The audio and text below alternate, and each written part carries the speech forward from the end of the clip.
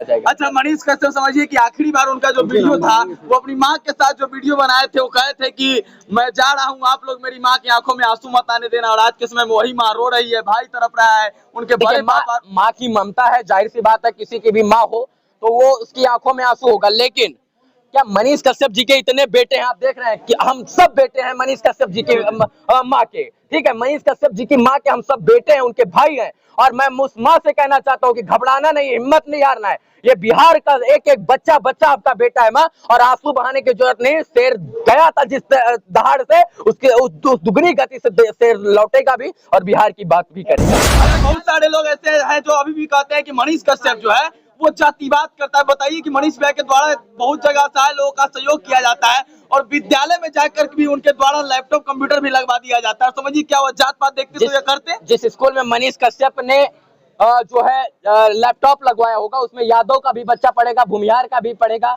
जो है ब्राह्मण जी का भी पढ़ेगा, तमाम मतलब जाति पात सबका। तो मनीष कश्यप ने तो ये तो नहीं पूछा कि इस स्कूल में कौन से जाति के लोग पूछा जो है पढ़ेंगे। तो मुझे उम्मीद है कि यहाँ के लोग जाति पात से ऊपर उठकर मनीष कश्यप का समर्थन करेंगे, क्योंकि मनीष कश्यप ने जब जाति पात नहीं देखा तो उनके समर्थन के लिए जाति पात लोग क्यों देख रहे हैं? यही तो दुर्भाग्य है। और बिहार को क्यों बर्बाद कर दिया गया, बिहार को क्यों ठगा गया? सिर्फ और तो जाति के लिए, जाति की राजनीति की गई, इसीलिए बिहार के लोगों को ठगा गया। और जब तक बिहार के लोग राजनीति के लोगों को समझेंगे नहीं, जाति पात से ऊपर नहीं उठेंगे, तब तक बिहार के लोगों के साथ छलावा होता रहेगा और बिहार के लोगों को छलता रह जाएगा। चाहे यादव हो, भूमिहार हो, पासवान हो, ब्राह्मण हो, पंडित जी हो, तिवारी, मौर्य, कोई विरोधी उपड़े ना, सवाल पूछने वाला जन्मे ना। इससे पहले सवाल पूछने वाला जन्मे, उससे पहले सवाल पूछने वाले को ही खत्म कर दिया जाए। तो भय था मनीष कश्यप से, इसीलिए लोग चाहते थे कि उसको खत्म कर दिया जाए। लेकिन मनीष कश्यप इतनी जल्दी खत्म होने वाले नहीं है। और कितना लोग मनीष कश्यप के समर्थन में जुटे, इसका आभास आप भी नहीं आप लगा सकते हैं।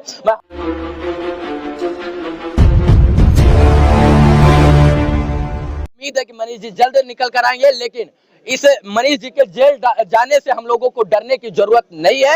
मनीष कश्यप जिस सत्य के रास्ते पर चलते थे, सत्यता दिखाते थे, और आज भी वो सत्य के राह पर खड़े हैं, सत्यता दिखाते हैं। और मुझे उम्मीद है कि उनके साथ तमाम लोग खड़े होकर उनके साथ गुहार से न्याय की गुहार लगाने का प्रयास करेंगे और वो गुहार तमिलनाडु तक जाएगी। अच्छा, आपको क्या लगता है कि जो लोग सत्ता पक्ष में बैठे हुए कहीं ना कहीं मनीष कश्यप से डर गए थे?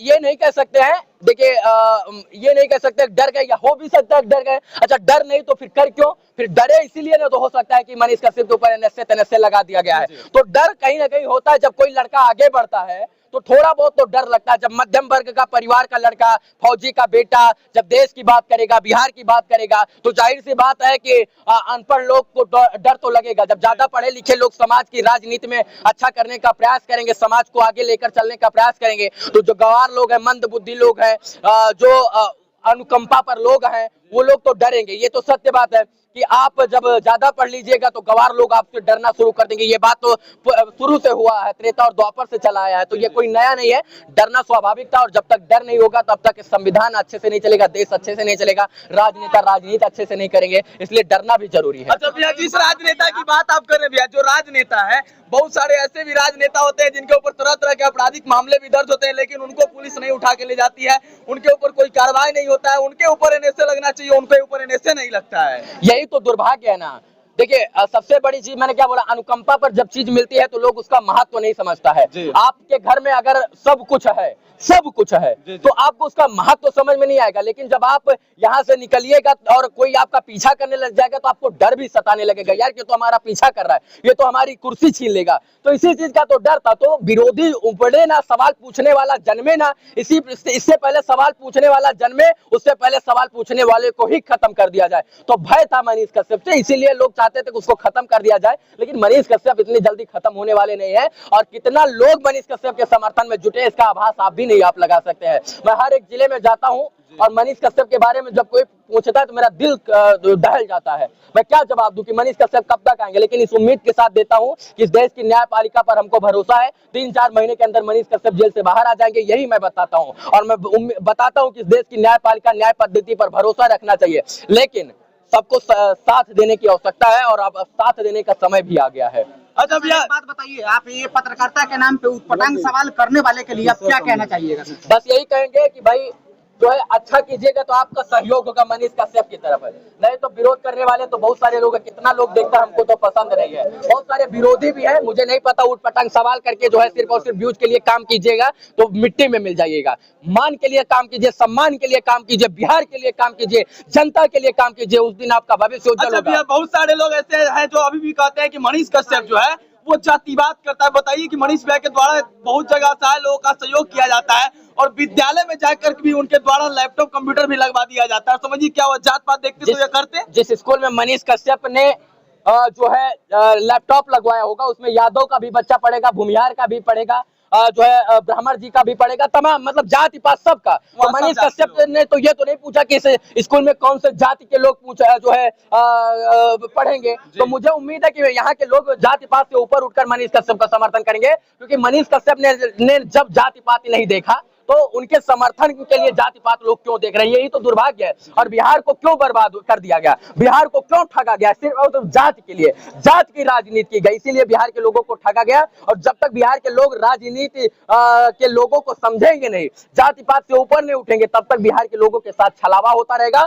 और बिहार के लोगों को छलता रहा जाएगा। चाहे यादव हो, भूमिहार हो, पासवान हो, ब्राह्मण हो, पंडित जी हो, तिवारी, मौर्य, कोई भी हो जी, कोई भी A to Z कोई भी जाति से लोग हो, अपना हक की आवाज जब मांगेगा तो लगेगा कि भैया अरे तो विरोध कर रहा है तो हमारी कुर्सी छीन लेगा, तो आप यादव ही क्यों ना होंगे, आपका जो है वहां पर आपको जेल में डाल दिया जाएगा। अच्छा मनीष कश्यप, समझिए कि आखिरी बार उनका जो वीडियो था वो अपनी माँ के साथ जो वीडियो बनाए थे, वो कहे थे कि मैं जा रहा हूँ, आप लोग मेरी माँ की आंखों में आंसू मत आने देना। और आज के समय में वही माँ रो रही है, भाई तड़प रहा है, उनके बड़े माँ की ममता है, जाहिर सी बात है, किसी की भी माँ हो तो वो उसकी आंखों में आंसू होगा। लेकिन क्या मनीष कश्यप जी के इतने बेटे हैं, आप देख रहे हैं कि हम सब बेटे हैं मनीष कश्यप जी के माँ के, ठीक है, मनीष कश्यप जी की माँ के हम सब बेटे हैं, उनके भाई हैं। और मैं उस माँ से कहना चाहता हूँ कि घबराना नहीं, हिम्मत नहीं हारना है। ये बिहार का एक एक बच्चा आपका बेटा है माँ, और आंसू बहाने की जरूरत नहीं। शेर गया था जिस दहाड़ से, उसके उस दुगनी गति से शेर लौटेगा भी और बिहार की बात भी करेगा। अच्छा क्या लगता है आपको रवि, मनीष भैया कब तक बाहर आ जाएंगे?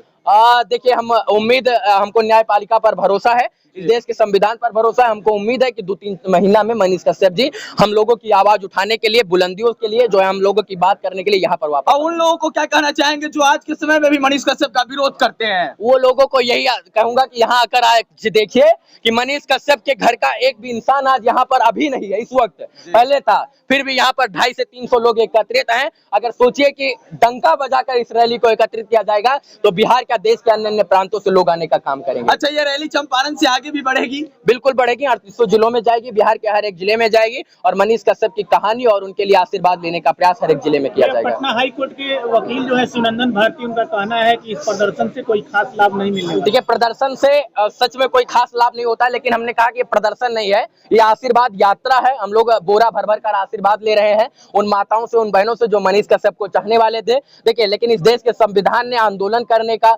शांतिपूर्वक धरना करने का, प्रदर्शन करने का अधिकार दिया है। जब सरकार की दमनकारी नीतियां हो तो जो है उसका आंदोलन, उसका प्रदर्शन और उसका विरोध करने का अधिकार इस देश के संविधान ने दिया है। तो इस दमनकारी नीति के खिलाफ हम लोग आवाज उठा रहे हैं, फर्क पड़े या ना पड़े। महात्मा गांधी जी ने जब सत्याग्रह आंदोलन यहाँ से शुरू किया था तो उन्होंने ये नहीं सोचा था कि फर्क पड़ेगा या नहीं, लेकिन इतना फर्क पड़ा कि अंग्रेज को भी जाना पड़ा और आजादी भी मिली। तो मुझे उम्मीद है कि फर्क पड़े या ना पड़े, लेकिन वहां तक बात पहुंचेगी जरूर जहां तक हम लोग पहुंचाना चाहते हैं। और बात बताइएगा सर कि निशांत वर्मा के मनीष कश्यप ने कितना कट्ठा जमीन जोत लिया है कि इन्होंने इस तरह के जो हरकत कर रहे हैं? ये सब हम मनबे नहीं करते हैं, ये अरमा वर्मा, हम ये सब मनबे नहीं करते। ये है कौन, समझ रहे हैं ना? देखिए, जब राम का आविष्कार हुआ, राम राज्य का प्रस्ताव रखा गया है, जब राम का जन्म हुआ है, तब जो है रावण जैसे लोग एकत्रित हुए हैं, इकट्ठा हुए हैं और रावण की लंका में आग भी लगी है, रावण मरा भी है, राम के पैर में आकर चरणों में गिड़गिड़ाया भी है। तो रावण की भूमिका में जो लोग हैं, ये लोग का अंतर समय आ गया है, ये लोग ऊपर जाने वाले, इसलिए इन लोगों की बात करना ही बेकार है।